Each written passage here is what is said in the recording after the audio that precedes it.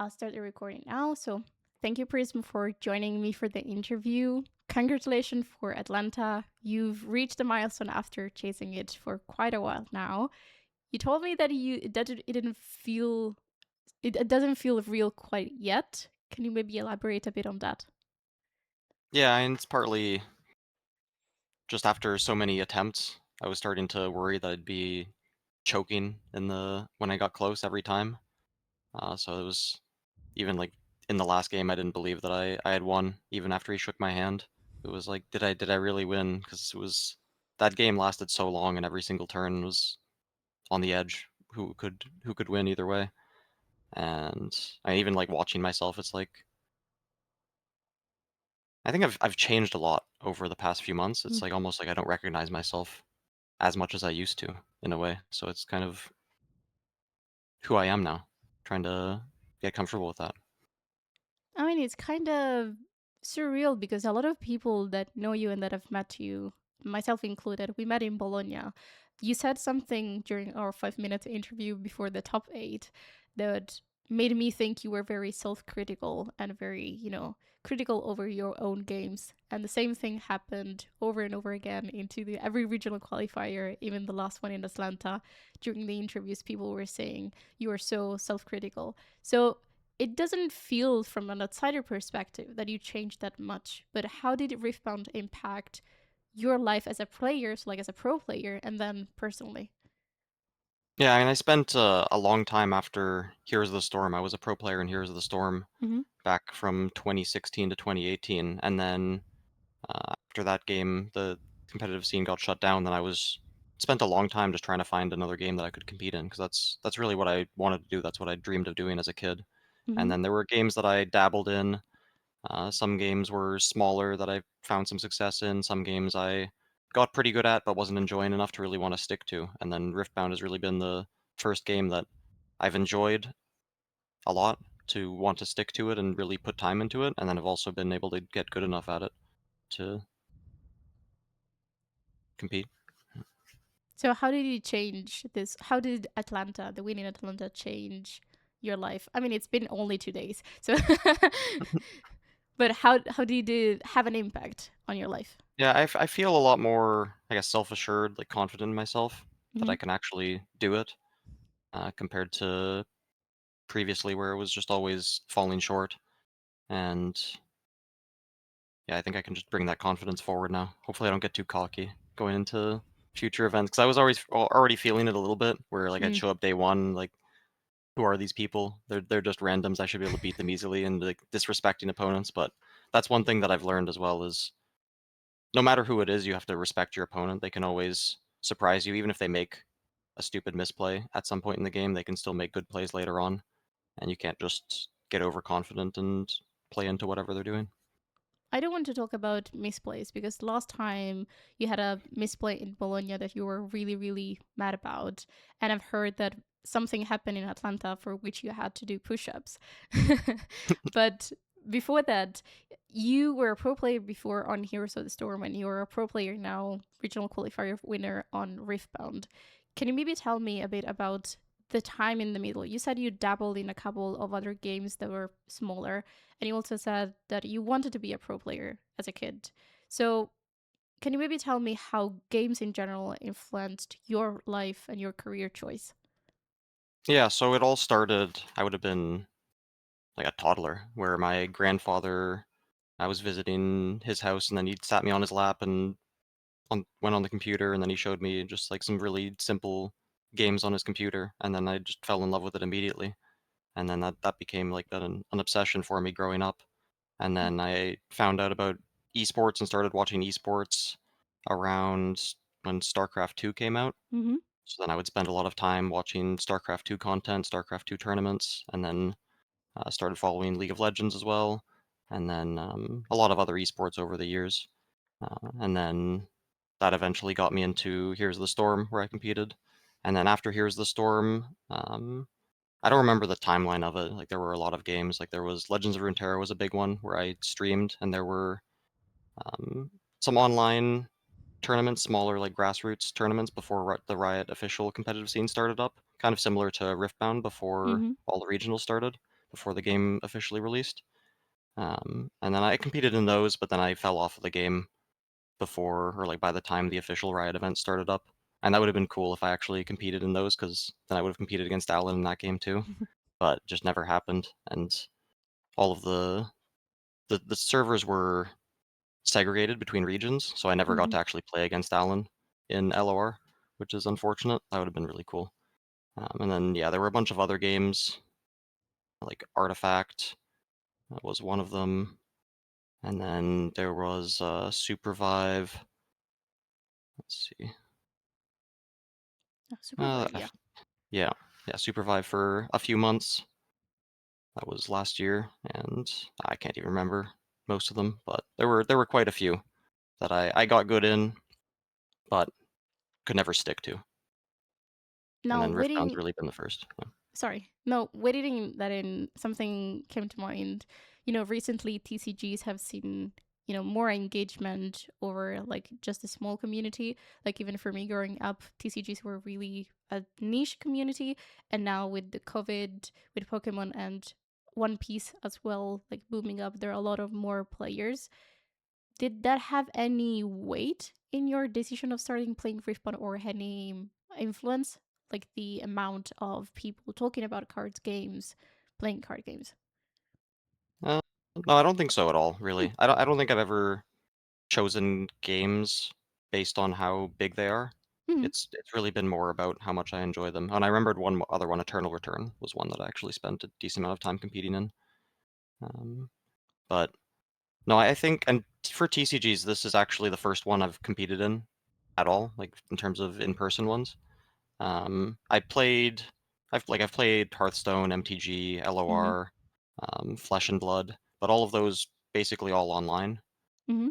Never really in person. Like I went to some small MTG events, a couple of small Flesh and Blood events, but never anything as big as a regional. So when I went to SCG Con Vegas last November, that was actually the first big event I ever went to. Like I just threw myself in the deep end, basically, and then I managed to top eight that. And then Houston was a week or two after that, and then it's just getting used to that entire experience. The like long day grind, the room full of people, all of the noise, trying to focus compared to being online, just in my room, being able to be as comfortable as I can be. Now, considering all that, what makes Riftbound a good game? Not just a card game, but like a good game to play. It has a lot of depth. I think that you get unique board states pretty quickly in the game. Like the first couple turns play out pretty similarly, but then there's Hmm. always something that comes up where with a because you're never gonna have the perfect draw, so something's going to change, something's going to shift at some point in the mid game, and then you're going to be in a new situation you're going to have to figure your way out of. And with the way the point system and the battlefields work, it means that um, games don't really snowball out of control, and there's a lot of like dynamics and positioning where it can turn into a really grindy game. And I think every single match in the top eight, every single game in the top eight that I played turned into that, where it was really scrappy, trying to fight for positioning, trying to fight for the right point tempo. Hmm. And there's a lot of depth in that, and that means there's a lot of room for mistakes to happen, and also for very smart plays to happen.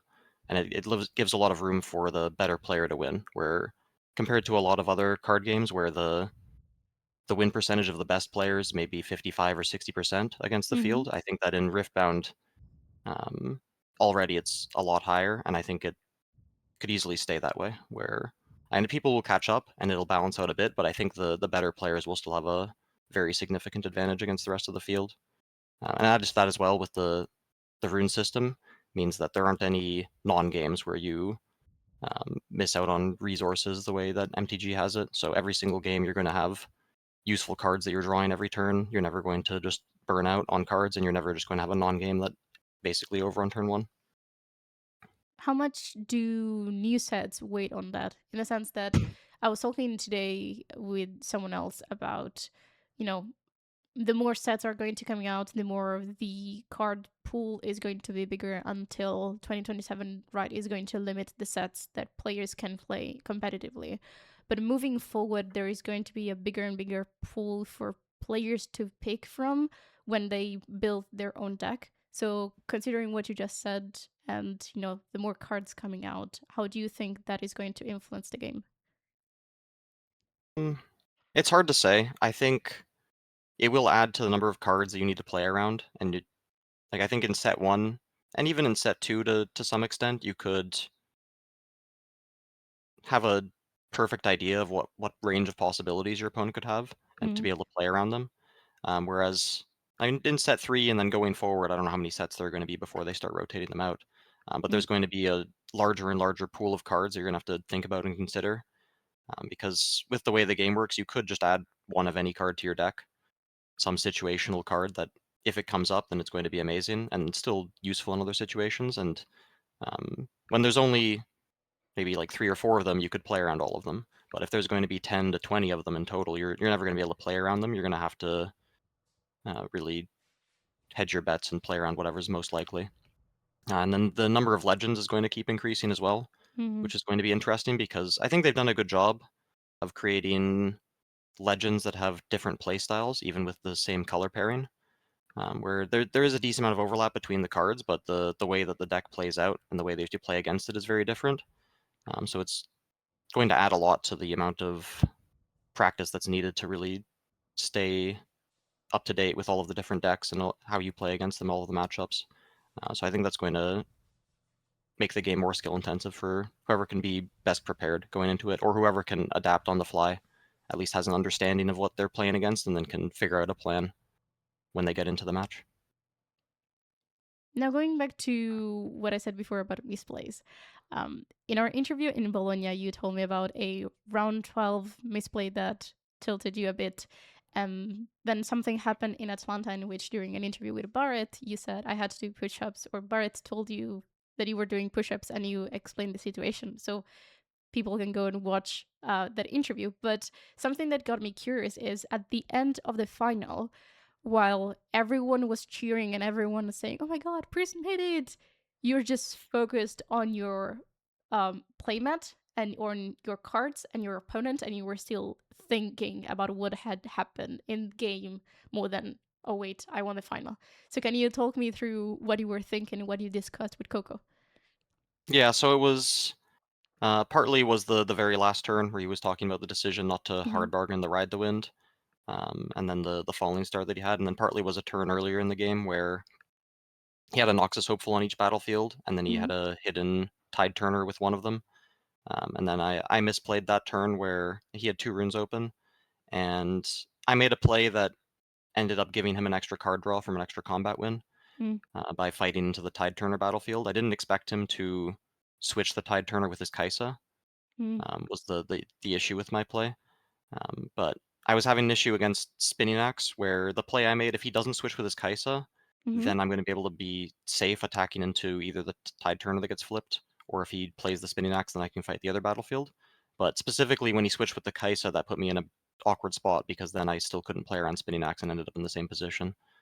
So if I had expected that, then I would have gone to the other battlefield and just accepted that if Spinning Axe gets played, I have to play Rebuke, which isn't a great trade for me. But then at least I move forward with the game, and then he gets denied the card draw, and that would have made the game a lot easier for me the rest of the time. But it really is the best time to discuss and think about those things is right afterwards while the memory is fresh, because it's if you wait long enough, then it all starts to deteriorate, and you can't build the perfect like timeline and hand Mm-hmm. can't remember exactly what's in your hand. So if you want to go back and analyze, I mean, fortunately, there's the VOD of it Mm-hmm. for the finals match, so that can still be analyzed from there. But for any match that isn't being recorded, you have to really construct that memory and that timeline as soon as possible so that you can then go back and look at it and think about it afterwards. You're obviously very analytical, and it made me think. I th- I think it was LS that you met in Las Vegas that said on a stream. I think he said you're an esports genius in the broader sense, not just in the TCG community, but like if I had it written down, give me a second. I'm sorry. Because it was really, really interesting. So Alice said, I asked him to count his deck, and he told me how many cards were left in the deck, and there is no Oh one yeah, like him in League of Legends or in any other esports scene. So yeah, do you that's remember? very. That's very high praise. Yeah, I played against him, I believe it was round 3 at Las Vegas. Hmm. Um, I think I don't actually remember what I did to count the cards in my deck. Like, it is I was playing Miracle, so part of that deck is writing down all the cards that you recycle, because then when you get back to them, you have perfect information about the order of Hmm. your deck. So that's the reason that I would count the cards in my deck. He was saying he was asking for the to try to calculate the odds I had certain cards in my hand. But that wasn't actually what I was thinking about in that case. But for counting the cards in my deck, I don't actually remember. It's possible I picked up my deck and just counted it, and he might not have noticed. That is possible. But the other possibility is it was something that I did sometimes, is count all the cards in my trash because I lay them out in rows of 5, and Hmm. then count all my cards in play and cards in hand, and then calculate the cards left in my deck that way.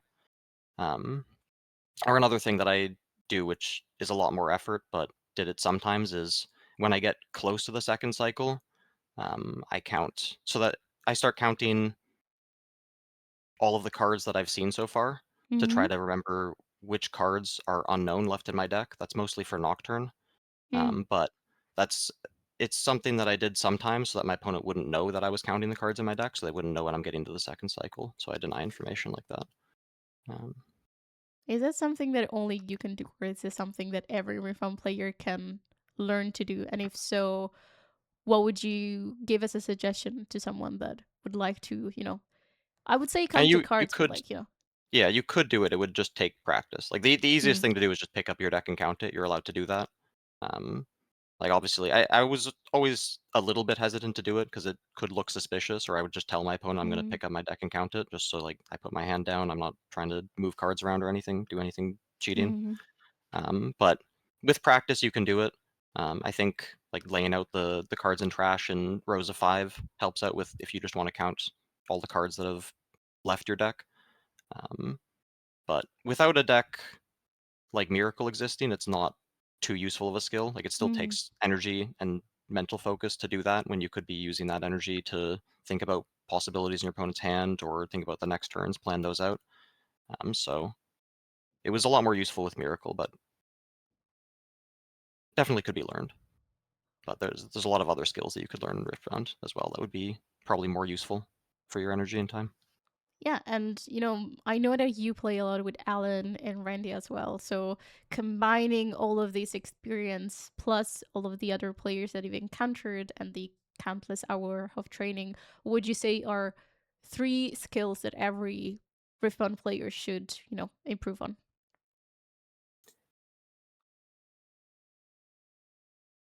3 skills. And I think the first one is trying to read what's in your opponent's hand. Mm, What they have in hand, what they don't have in hand, based on what they did with their turn, how many runes they held up. Playing around that. Like, I think the easiest way to lose is just playing into what your opponent has held up on on your turn. Just walking into that and giving them maximum value. And added to that, also knowing what they want their turn to look like, their next turn to look like, and trying to make that as difficult as possible. Where a lot of decks just want to spend their whole turn developing a unit, and then you can take some risk by putting a unit on a battlefield, but even if they have the card that punishes you, then it's also denying them what their ideal turn would be. mm, And then I think deck building is very important, like mm-hmm, understanding the core cards of your deck, but then also constructing a sideboard with a mm-hmm, lot of useful cards. Like, I think a lot of people end up, I mean, even me before I refine a sideboard, end up with a lot of unnecessary cards where there's no plan for when they come in or mm, get sideboarded out, or way too many cards for a certain matchup. Like, often when I build a sideboard, I just throw in like 5 cards that are just anti-Aurora cards, and then it's like there isn't that much Aurora. You don't need that many cards for it. But then also with every deck, there's always a few slots that you have for like mm-hmm. single cards that are more situational, but very, very high value in those situations, and then figuring out what those cards are and how easily you can fit them into the deck. All right, then second to last question. You've praised Riftbound. You've praised the community. So you said it's an entertaining game. I felt at ease in the community. A lot of people are kind at the event. What is something that, according to you, Riftbound needs to improve, like on any level? Mm, I think it'd be nice if the rounds could be a bit shorter. Like Mm, the overtime every round is quite high. I think part of that is the inexperience of the judges. I mean, I don't wanna mm, be flaming judges or anything, but I think that the majority of the overtime every round at this point is from judge calls. But I mm, think that's also partly on players, where players are trying to get advantages through judge calls or through slow play. Um, I think that before the round starts, the pairings, the software for pairings could be mhm. improved, because that every single round, it's 2,000 players are all trying to refresh the same web page, Same and it page. takes minutes, and it's like that adds up. If it's going to be 8 rounds, that's an extra half hour or so that just gets added to the day, Mm. just for people waiting to figure out what their pairing is before they can go sit down. Uh, Anything else that could be improved? Anything game Oh, wise? hopefully Aurora gets banned. I think it's quite unhealthy. I think especially with Elder Dragon, it's going to be Hmm. very unhealthy going forward. I just pulled one. Oh, really? Yeah, I Well, just pulled another. I Well, like, I even when Elder Dragon got spoiled, I made a tweet saying, like, Aurora stock's going down, because I was expecting it would just never survive going into set 3. Like, I thought it would just get banned in the ban mm, list. That was, 4 weeks ago at this point, like, months hmm. ago.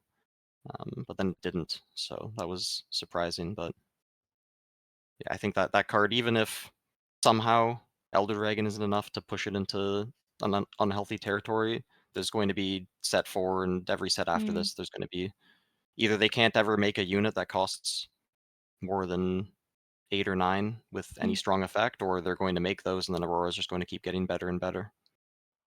Well, thank you so much for your time. I have to cut our interview here, but hopefully we get another one pretty soon. So thank you Yeah, guys for tuning hopefully I in.